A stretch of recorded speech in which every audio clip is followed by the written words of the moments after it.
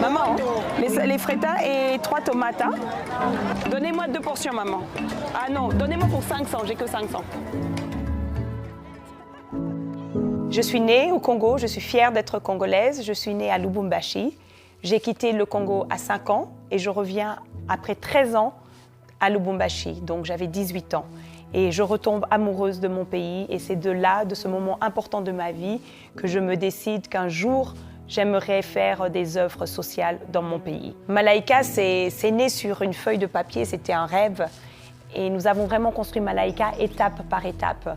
Nous avons commencé par la construction d'un puits d'eau, parce qu'avant de construire un peu l'école, nous avons eu besoin d'eau, parce que c'est un endroit où il n'y a pas d'eau, pas d'électricité. La construction de l'école, avec un building, un puits d'eau, de 104 élèves. Et puis maintenant, nous avons 430 élèves. Elles commencent toutes à l'âge de 5 ans jusqu'à l'âge de 18 ans. Nous offrons des cours gratuits.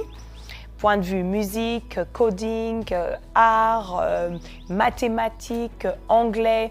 Et tous ces cours sont gratuits.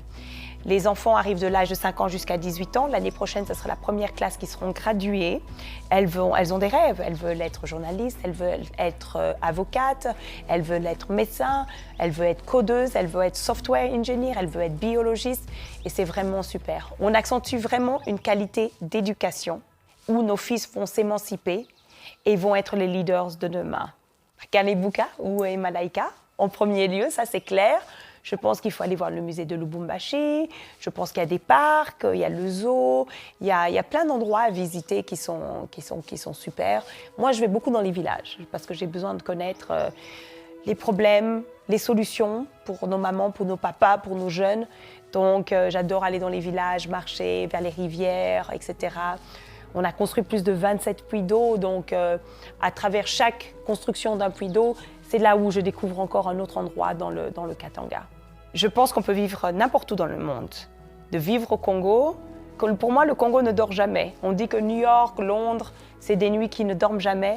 Le Congo, Lubumbashi, c'est des villes qui sont toujours en mouvement. Les gens travaillent tellement dur, tellement de respect pour nos mamans, nos papas, les jeunes. Ce sont des débrouillards.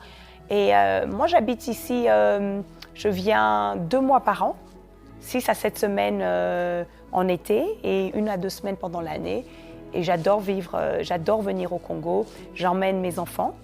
J'ai 2 enfants, 8 ans et 12 ans, et ils adorent venir ici. Ils adorent la culture, ils adorent la nourriture, ils mangent le foufou à la main. Ils adorent en fait cette chaleur humaine qui est partout en fait dans le Congo. Et la culture, la musique, les gens ont très peu, mais ils vous offrent tellement. Et avec leur